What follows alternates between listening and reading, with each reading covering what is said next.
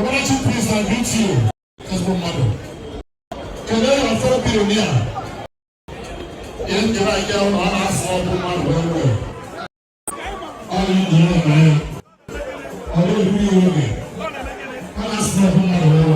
Una afọkwara ife Cubana chief priest mere Utaba nke bụzi na ndị mmadụ na-adọ Cubana chief priest ya agha ka generator pass my neighbor wee na-asị ya na okorobịa tonyitekwa ochere ibie na o bulokwa ego na akpa wee pụta ụwa na onwekwalụ mgbe ọ dị etu a bifo onwekwa na ego kedu ife ichere gbasara nya bụ ife ụnụ ya nụkwa n'ife ji paakị gwara ya nya bụ ife adịrọkwa mma ikwe mmadụ n'aka abụghị na go na mmadụ bụ oyi inwe ike ịpụzie kwa aka amahụ na obu nse n'aka ka ọ nyụrụ ahụrụ n'aka ka ọ na aka ya adịghị mma ka ọ na ọha aka nwere ka ọ nwere ka aka nke ya ọdụ n'ọkpịa ka ọdụ n'isi ya ego na-abakwa mmadụ isi. Cubana chief priest, I'm asking you this question. Every time you are getting yourself as the rank of Igwe, ikoroje n'elu, ikoroje n'ala, ikorobago, ikorobada, ebe ka ị na-ekode ihe eje.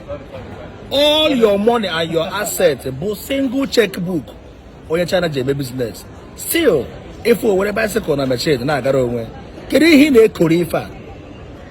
The other time, this small boy na-agụ egwu, ọ bịakwute gị ozugbo okene gị, ilegide, ọ dị ka ị ga-eji anya elegbu that small boy. Today, do you think that the Utaba, the poor, chief priest, I'm asking you, do you think no one will be entertained if you age microphone or the poor? What makes you special over Utaba? In Anyamoto, Utaba na Anyamoto. In one wine, Utaba one wine.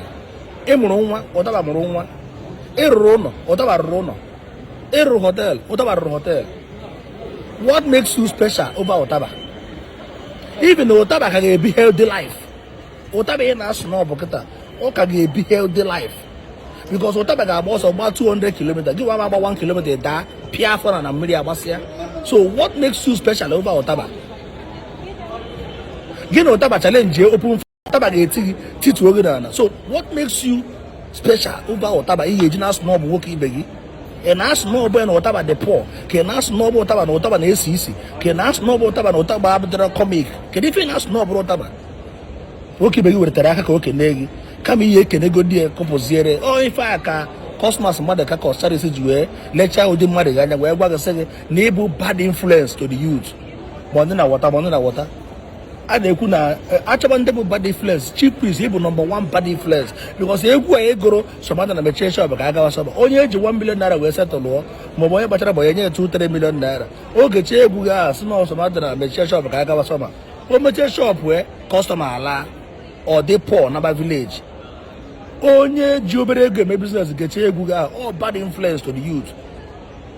In our snob working begin on to go about the giver of life. Nothing lasts forever.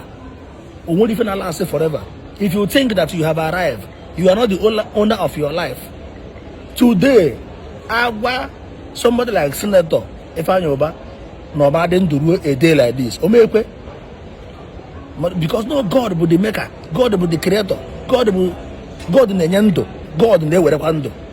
Today he's no more. Private jet here, others here, owner in Abuja, others here, vessel here, others here. If you know what, others here. Oje go keta jemegini, je answer before the God.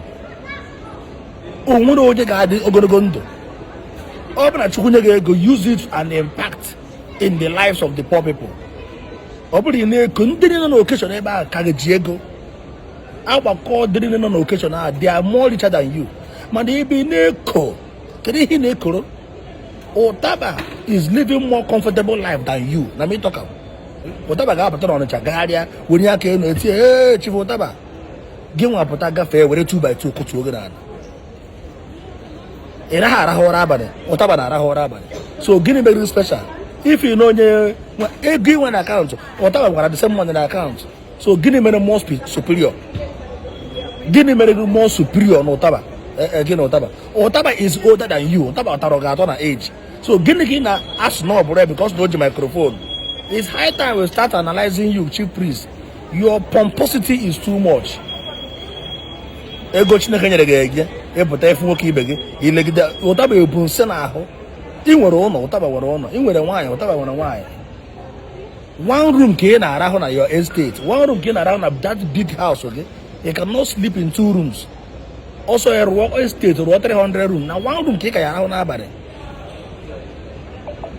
The same 6 feet I wait for everybody, both the rich and the poor. So, when you see your pomposity, when you see your arrogation, in the moment arrogate. I want the governor of Imo State, Ndimo Gorago. I want the governor of Imo State. Imo State will cry, wow. Hage bego we hana kwabaka iko gidere ko karịa Chineke even Angel Michael eko be ihe ile eko Angel Michael okuru be ihe ile eko. Your pomposity is something every blogger should put on.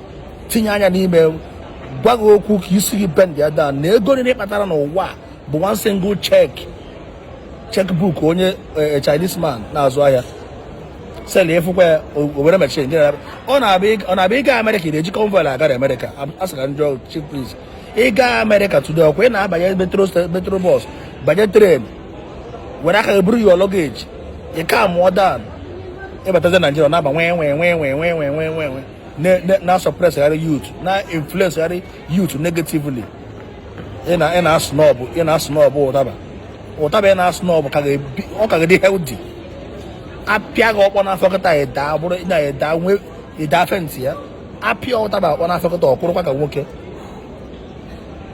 etu isi wee zachie cholesterol juru gị afọ ụtaba kwụrụ sam ụtaba ya gbapụ ọsọ gba ya 200-300 kilomita gị nwa bụ ịgba afọ area sọsọ step ị na-arị ị na-eku.